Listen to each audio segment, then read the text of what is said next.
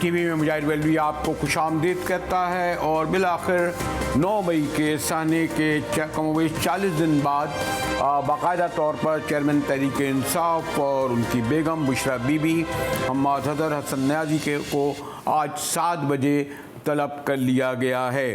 یعنی گویا کہ وہ جو سانیہ 9 مئی کا ہوا اس کے کم و بیش 40 دن بعد قانونی کارروائی کا آغاز ہو گیا ہے۔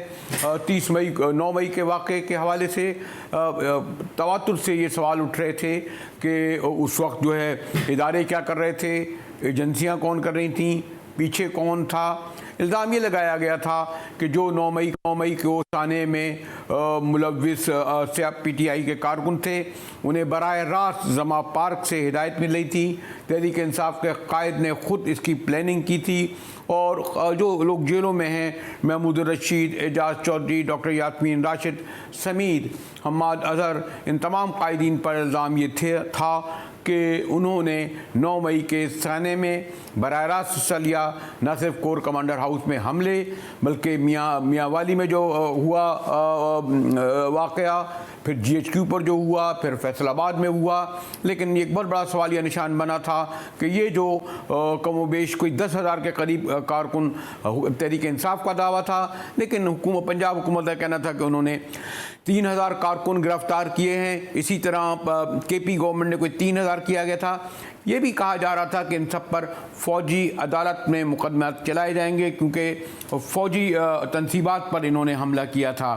اب تک کوئی پنجاب اور کے پی میں 76 تحریک انصاف کے کارکنوں کے کیسز فوجی عدالتوں میں دے دیے گئے ہیں، اور یہ بھی کہا جا رہا تھا کہ تحریک انصاف کا قائد عمران خان کا بھی کیس فوجی عدالت میں چلے گا۔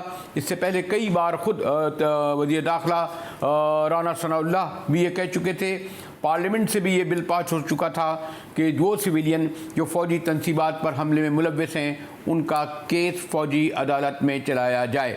ہمارے ارسلان بھٹی صاحب ہیں، بیورو چیف لاہور۔ بھٹی صاحب، بالآخر یہ جو تواتر سے سوال اٹھ رہا تھا کہ 9 مئی کے سانے کے وقت میں ملوث اور کئی ہزار کارکن گرفتار ہوئے، پھر کچھ کے کیسز جو ہے وہ دے دیے گئے تھے ملٹری عدالت میں، لیکن مرکزی قائدین کو کے نام نہیں آ رہے تھے، یعنی ان کے خلاف کوئی کیس درج نہیں ہوا تھا۔ محمود الرشید صاحب، اعجاز چودھری صاحب سینیٹر، یاسمین رشید تو تھے، لیکن اب جو نام آئے ہیں اس میں پی ٹی آئی کے چیئرمین عمران خان اور پھر حسن نیازی اور بشرا بی بی، یہ سب آئے ہیں۔ آج طلب کیا گیا ہے، تو ابھی تک کیا خبریں ہیں؟ کیا آج خان صاحب وہاں حاضر ہوں گے؟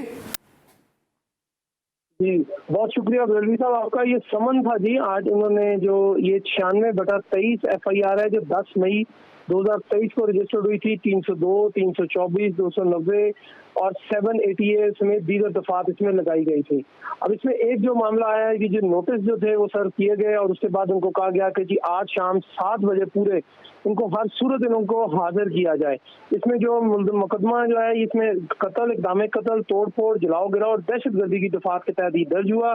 اس میں ملزمان جو ہیں اس میں عمران خان، بشرا بی بی، حماد اظہر، حسن خان نیازی اور مراد سعید کو شام 7 بجے D I G investigation office جو جی آئی ٹی ہے، جوائنٹ انویسٹیگیشن ٹیم، اس کے سامنے ان کو طلب کیا گیا اور کہا گیا کہ ان کو پیش ہونا ہے، اور سمن جو ہے وہ زمان پاک ریسیو کرا دیے گئے تھے۔ آج صبح یاد دہانی بھی ان کو کرا دی گئی تھی، اور اس کے بعد جو ہے اب دیکھنا یہ ہے کہ کیا یہ پیش ہوتے ہیں یا نہیں، لیکن ابھی تک تیاری ضرور ہے چیئرمین تحریک انصاف کی کہ وہ وہاں پہ پیش ہوں، لیکن ان کی جو قانونی مشیران ہیں انہوں نے ابھی تک گو ہیڈ نہیں دیا ان کو کہ جو وہاں پر جائیں یا نہ جائیں۔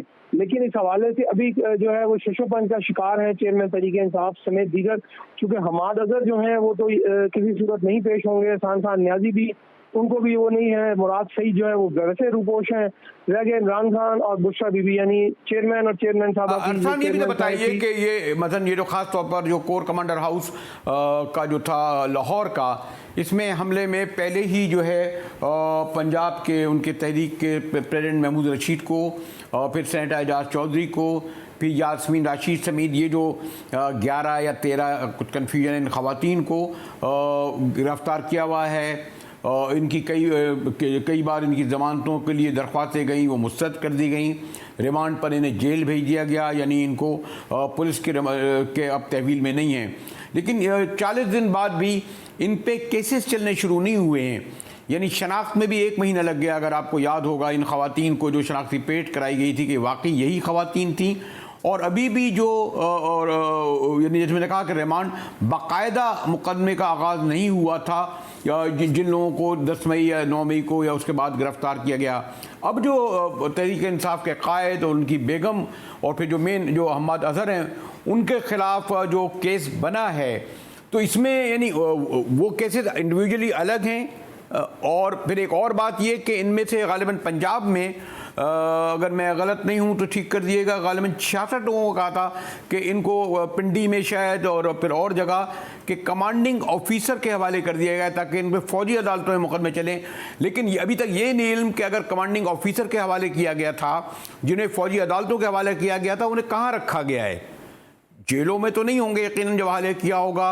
اور یہ کہ وہ مقدمہ اگر چلے گا تو چاہے فوجی عدالتوں میں بھی چلے تو سوال ذرا طویل ہو گیا. لیکن بہرحال وکیل تو پیش ہوتے ہیں نا, ان کے لیے وہ بھی خبر نہیں آ رہی. جی بالکل بریلوی صاحب آپ نے درست فرمایا. لیکن بات یہ ہے جی کہ ابھی جو آپ نے پہلے سوال کیا اس میں یہ ہے کہ chairman P T I J T میں ممکنہ پیشی کا جو معاملہ ہے اس میں انویسٹیگیشن ہیڈ کوارٹر کے اندر اور باہر پولیس کی نفری بھی تعینات کر دی گئی ہے اور اس کے ساتھ ساتھ جو ہے دیگر انتظامات بھی کیے جا رہے ہیں.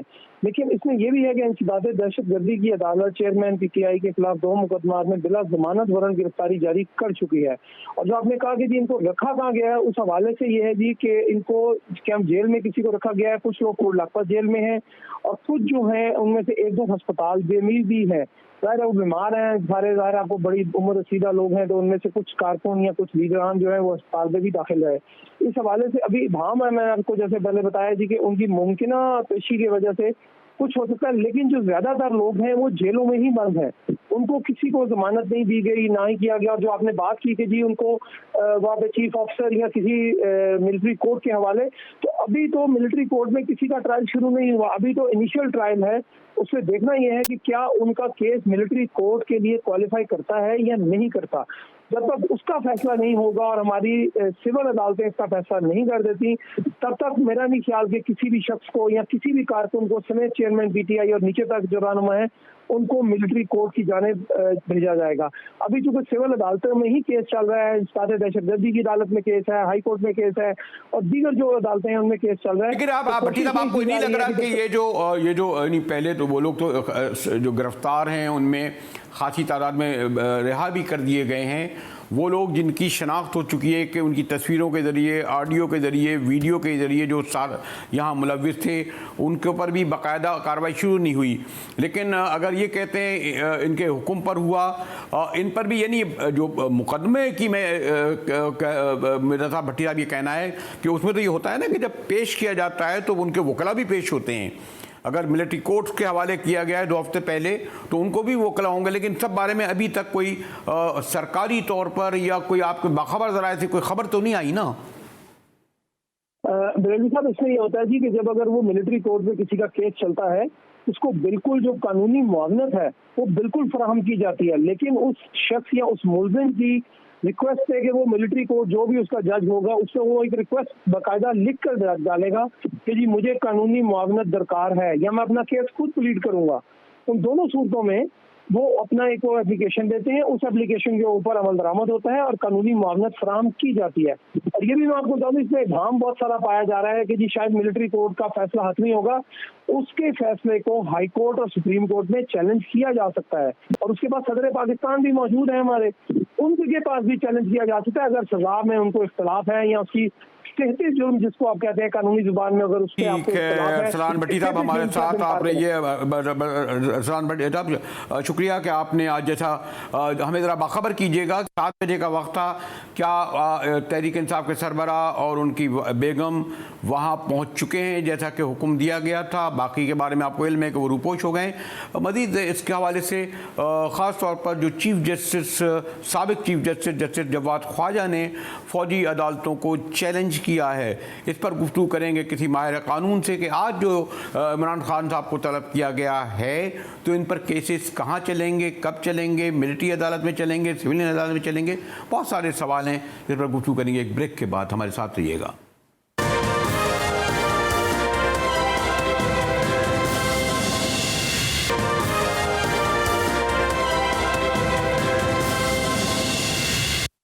ٹی وی میں ایک بار پھر مجاہد بلوی آپ کو خوش آمدید کہتا ہے، اور ابھی خبر آج ہی غالباً بریک ہوئی ہے کہ تحریک انصاف کے قائد ان کی بیگم کو 7 بجے کہا گیا ہے کہ جو 9 مئی کے سانحے میں نامزد کر کے پیش کیا جائے۔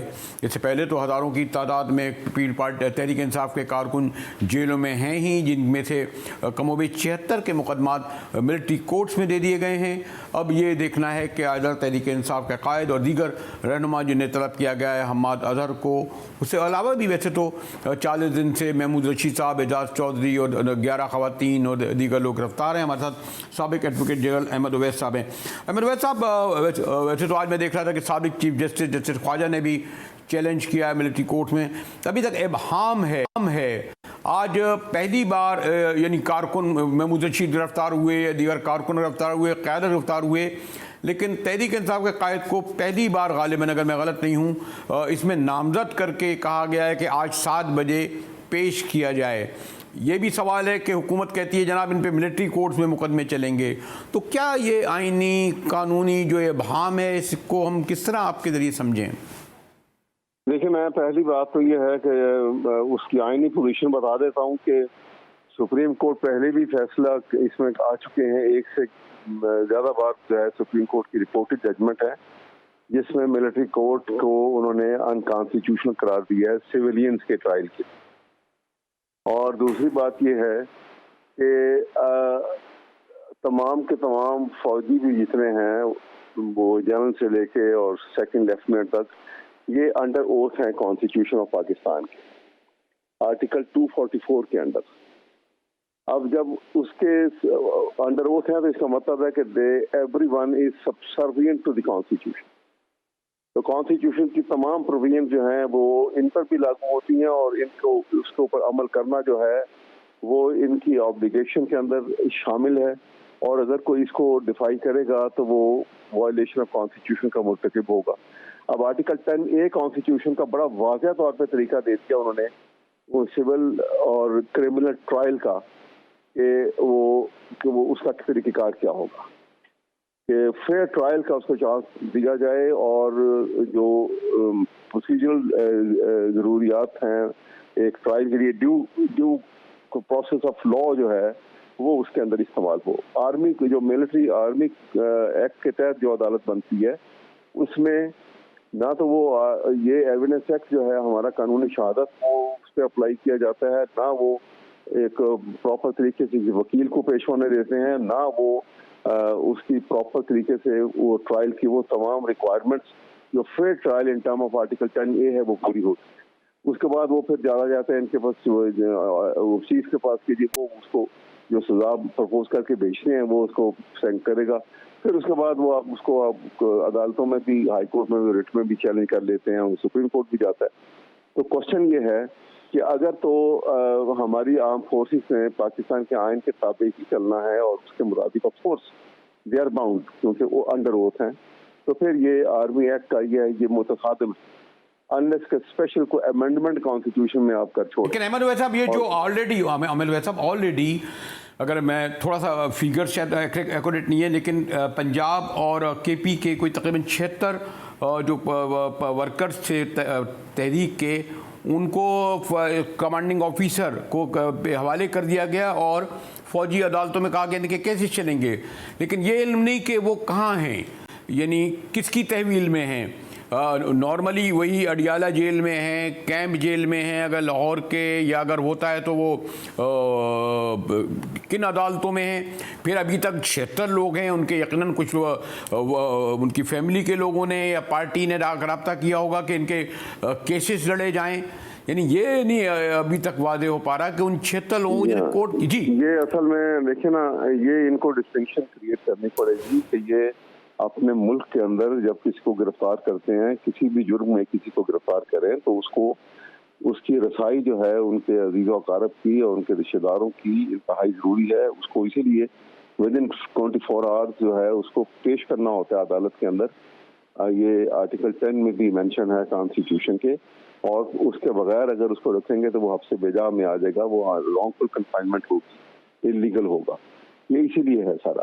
تو ابھی ہمیں یہ تمیز بڑی انتہائی ضروری ہے کہ جب فوج جو ہے نا کسی غیر دشمن کے علاقے پہ قابض ہو جاتی ہے تو وہاں پہ جو لوگوں کو ٹریٹمنٹ کے لیے بھی اب تو وار کے رول بن چکے ہیں انٹرنیشنلی جو ہے وہ سبجوگیٹ. لیکن آپ بجا فرما رہے ہیں، لیکن آپ نے دیکھا ہے کہ پچھلے 2 ماہ میں یا اس سے پہلے بھی ہم جو آئینی یا قانونی یا سپریم کورٹ کے تمام فیصلے چاہے انتخابات کے الیکشن میں ہوں، لیکن ابھی جو کبھی خبریں یہ بھی گردش کر رہی ہیں کہ جو S S P civil line اور ماڈل کے تھانے کو کہا گیا ہے کہ وہ ہر صورت میں پیش کریں، تو کیا یعنی ہم یہ سمجھیں افواہیں تو گردش کر رہی ہیں کہ ان کی گرفتاری بھی عمل میں آ سکتی ہے تحریک انصاف کے قائد کی، کیا ممکن ہے؟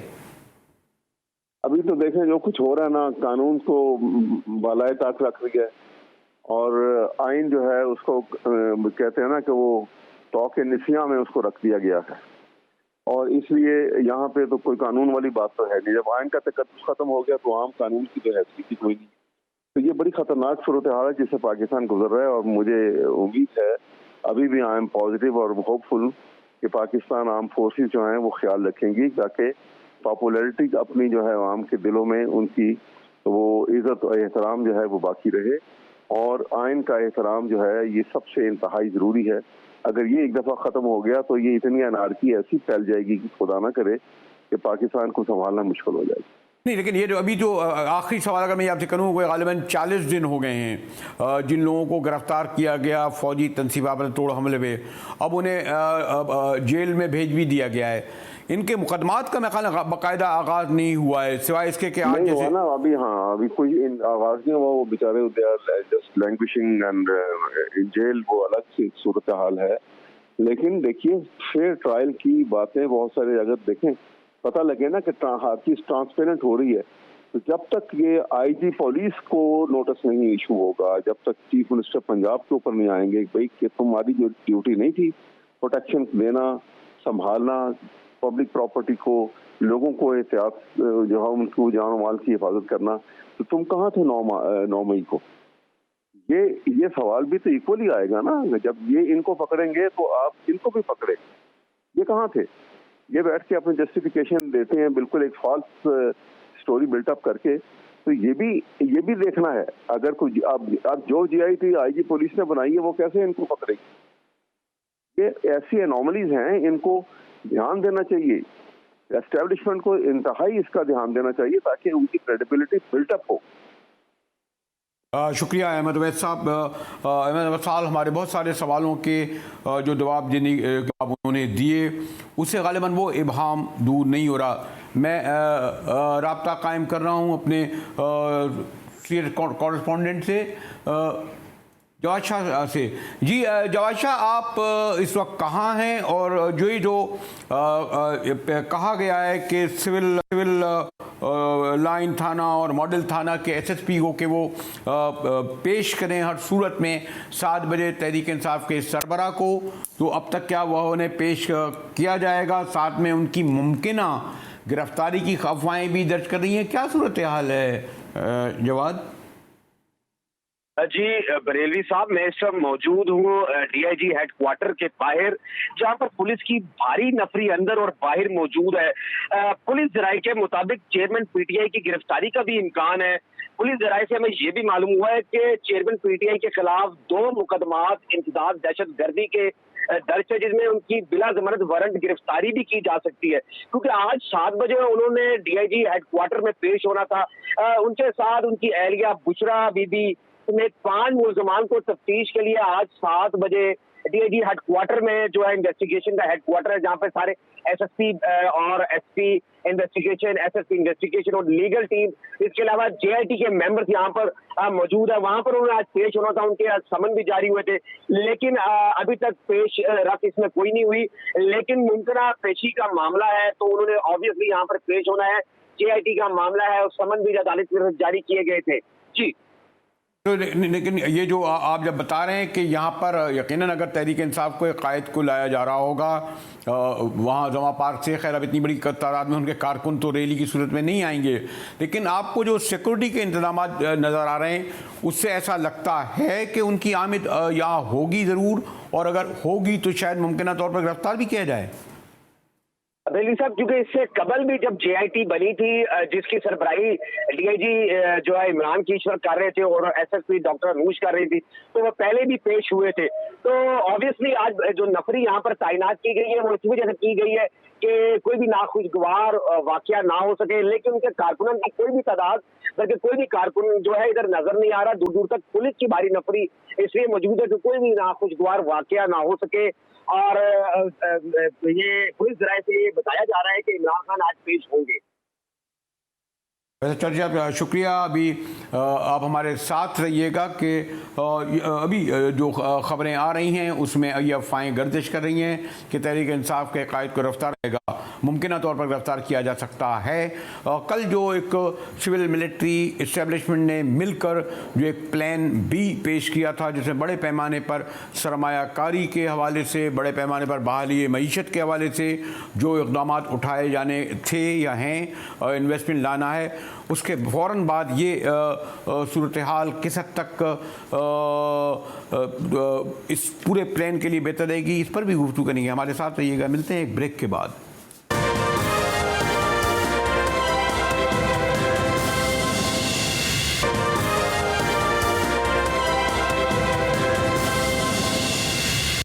टीवी में एक बार फिर मुजाहिद वल्दी आपको खुशामदीद कहता है। और बजट के बाद जो माशी सूरत हाल है उससे कोई ऐसा सिग्नल पॉजिटिव नज़र नहीं आ रहा। इसको देखते हुए सिविल मिलिट्री इस्टेब्लिशमेंट ने कल एक बहुत अहम आला सतह का इजलास हुआ और इस स्पेशल इन्वेस्टमेंट फैसिलिटेशन काउंसिल का क़याम अमल में आया, जिसमें बहुत अरसे बाद जिसमें सिविलियन मिलिट्री दोनों की नुमाइंदगी भरपूर तौर पर थी। प्राइम मिनिस्टर और आर्मी चीफ ने भी खिताब किया।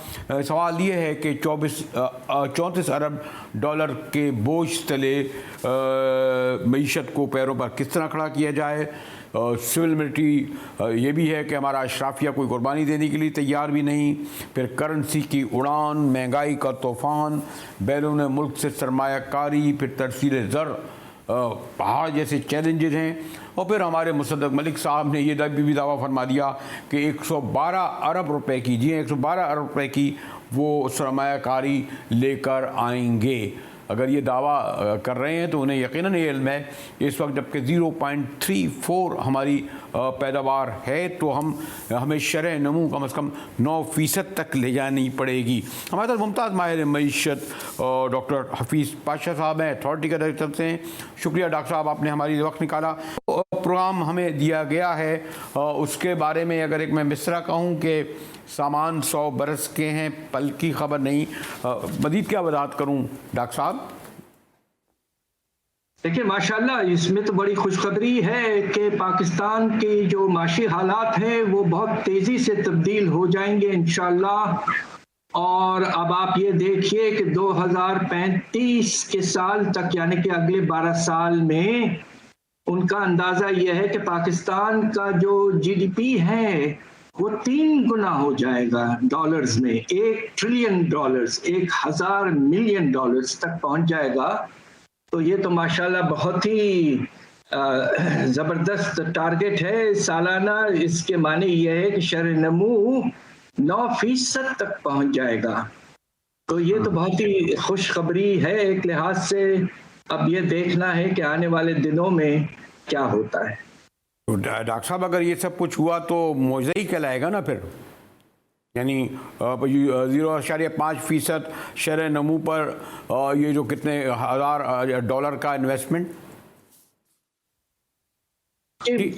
माशाल्लाह ये एक लिहाज से आप देखिए तो तकरीबन एक मिरेकल ही होगा।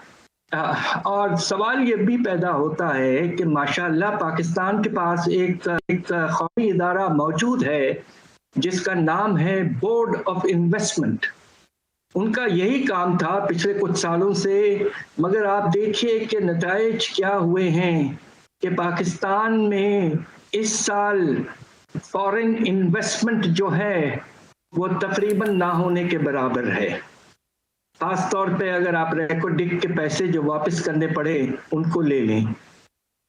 तो दूसरी तरफ बात मेरी एक हम्बल सी गुजारिश ये है کہ دیکھیے سب سے پہلے تو ملک کے اندرونی جو اپنا جو پرائیویٹ انویسٹمنٹ ہے، جب تک وہ آگے نہیں بڑھتا ہے تو باہر والے جو ہیں وہ اس بات پر جب تک انتظار کریں گے جب تک ہمارے اپنے ڈومیسٹک انویسٹرز آگے بڑھ جائیں. اب آپ دیکھیے اس سال جو کریڈٹ میں اضافہ ہوتا ہے پرائیویٹ سیکٹر.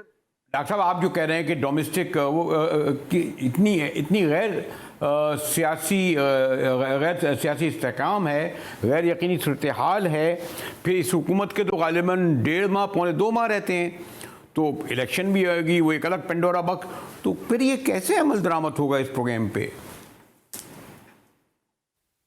یہ آپ کا مناسب سوال ہے، مگر دیکھیے اس میں ایک جو نمایاں نئی بات ہے اور وہ یہ کہ یہ ایک طرح سے انڈرسٹینڈنگ ہوئی ہے سول اور ملٹری ہمارے جو اسٹیبلشمنٹ، اور شاید گارنٹی کا جو پیمانہ ہے وہ ایک طرف سے آئے گا.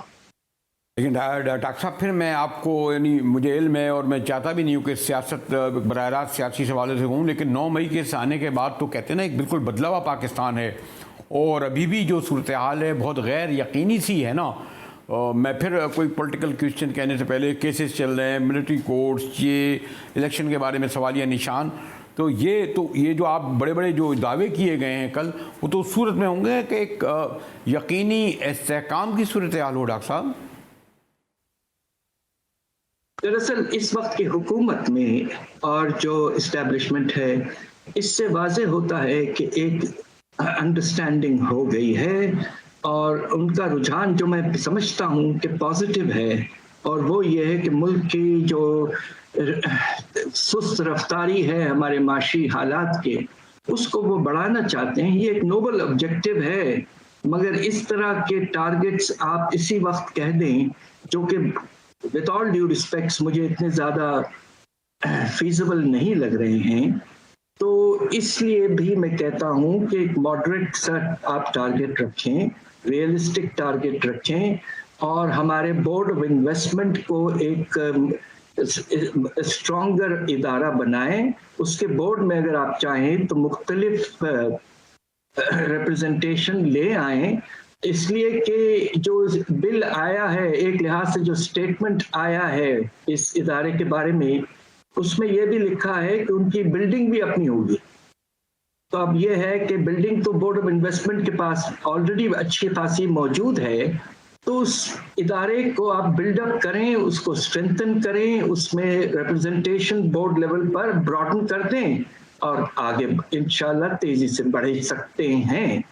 یہ میری گزارش ہے. لیکن ڈاکٹر صاحب آپ خود تنقید کرتے رہے ہیں اشرافیہ پر، وہ تو تبدیل نہیں ہو رہی. ابھی آپ نے دیکھا نہیں ایوان بالا میں سابق چیئرمین، موجودہ چیئرمین، سب کی مراد پتہ نہیں کتنے گنا بڑھ دیں. تزئین و آرائش 50 لاکھ، مفت ٹکٹ، مفت رہائش، مفت تزئین و آرائش، مفت جہاز کا ٹکٹ، مفت ہر چیز مفت کرا لی. کروڑوں روپے ان پہ خرچ ہوں گے. ڈاکٹر صاحب جی واقعی آپ بالکل ٹھیک کہہ رہے ہیں، اور یہ اس وقت نامناسب تھا. اور بات یہ ہے کہ ایک طرف ایک مناسب قدم کم از کم ہماری حکومت نے یہ لیا تھا کہ منسٹروں کی جو کہ تعداد کافی ہے، البتہ انہوں نے ان کے تنخواہیں روک دی تھی. یہ ایک پازیٹیو اسٹیپ تھا، مگر جو ہماری توجہ سے باہر ایک اس طرح کا پروویژن لانا اور مراد میں نمایاں طور پر اضافہ کرنا سینٹ میں، یہ میری گزارش یہ ہے کہ اس وقت نامناسب ہے. اس سے ایک طرح سے یہ احساس پیدا ہوتا ہے کہ عدم مساوات کا جو پہلو ہے اس ملک میں، وہ ابھی تک اس کی طرف رجحان نہیں بڑھا ہے. شکریہ ڈاکٹر حفیظ پاشا صاحب، آپ نے ہماری وقت نکالا. جیسے میں نے کہا کہ کل جو ملٹری اسٹیبلشمنٹ نے ایک بہت بڑا قدم اٹھایا ہے معاشی بحالی کا، یہ اسپیشل انویسٹمنٹ فیسیلیٹیشن کونسل کا قیام، اس کی مدت کتنی ہوگی، کیا کیا اقدامات ہوں گے، کس طرح انویسٹمنٹ آئے گا، کس طرح ترقیات بڑھے گی، بہت سارے سوال ہیں جن کے جواب آنے باقی ہیں. اسی کے ساتھ ہی GTV سے مجاہد بریلوی کو اجازت دیجیے.